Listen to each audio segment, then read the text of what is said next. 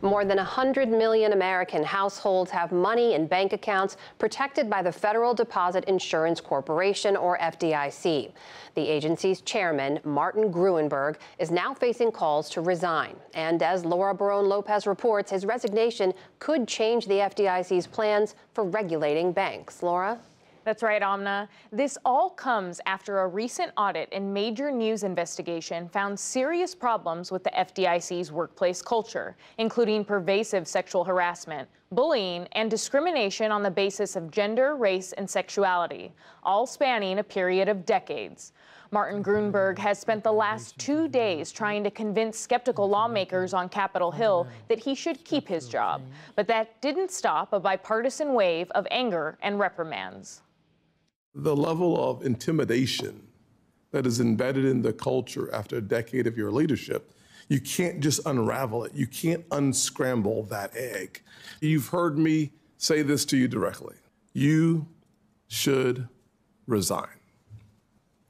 Your employees do not have confidence in you. For more, we are joined by Rebecca Ballhaus, an investigative reporter who broke this story for the Wall Street Journal. Rebecca, thanks so much for joining the NewsHour. You published a story in November of 2023 after speaking with more than 100 FDIC employees, including 20 women, who quit their jobs because of the toxic culture at the agency. Can you give us a sense of what those women shared with you? Yeah, it was really a pretty astounding period of talking to these women over many months. What I heard was just these horrifying descriptions of harassment they faced from their supervisors, which ranged from, supervisors talking about going to strip clubs in front of them, supervisors talking about how women needed to sleep with people to get ahead at the FDIC, just the way that they spoke to women, talking about their appearances and making comments about, their eligibility to be dated.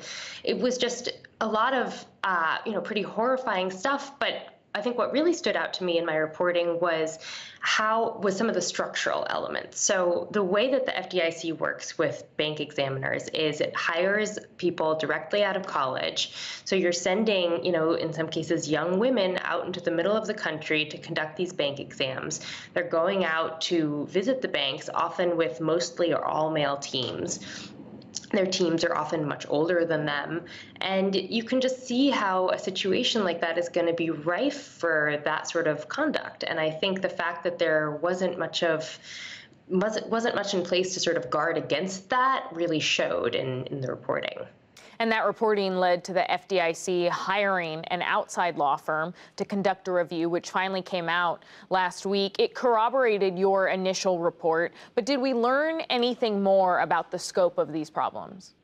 I think what was really striking is just how many people the law firm heard from. So as you said, I spoke to more than 100 people. The law firm heard from more than 500 people. And that was particularly notable for me because so many people had told me that they had a lot of reservations about going to the law firm, that there was a lot of concern that there could be retaliation if they shared their stories with the law firm. So the fact that they got that many people even with those fears is pretty amazing.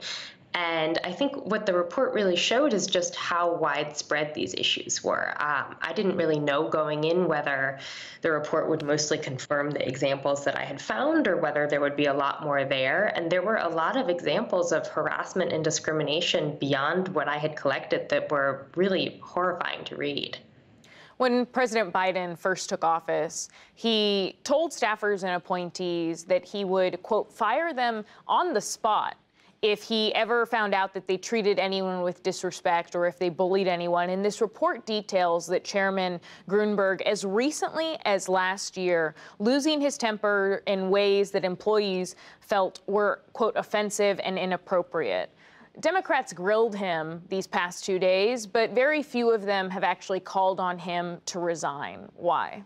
Yeah, it's been pretty interesting to watch the reaction. And I think there's a pretty clear reason why, which is that if he were to resign or be ousted, it would leave the Republican vice chairman in charge of the FDIC, and it would mean that the board of the FDIC would be deadlocked. So Biden's regulatory agenda and the things that Gruenberg is trying to pass would likely not happen if Gruenberg were pushed out. And so I think it's, and a lot of Republicans made this point today that it's a sort of political calculus by Democrats in not coming after Gruenberg harder.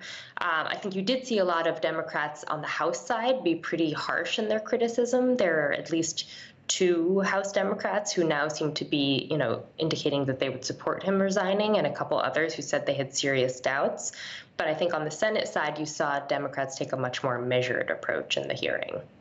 And Gruenberg apologized, saying he'll change the culture, that he'd take an anger management course. What reaction, though, are you hearing? And do you think that he's done enough to save his job?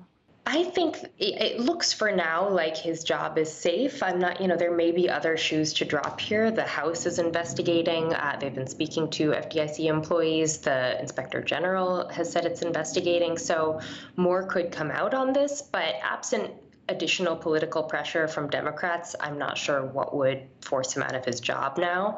But I think, the way he will navigate his employees going forward is going to be interesting to watch, because I think a lot of them are incredibly appalled by the report, have been pretty angry for some time now, and skeptical that the agency is going to take steps that will really change this culture. And I think, what you're talking about, very entrenched problems that are not necessarily or at all, all attributable to one person. But I think changing a culture like that from the inside out can be a difficult challenge. That's Rebecca Ballhaus of The Wall Street Journal. Thank you for your time. Thanks for having me.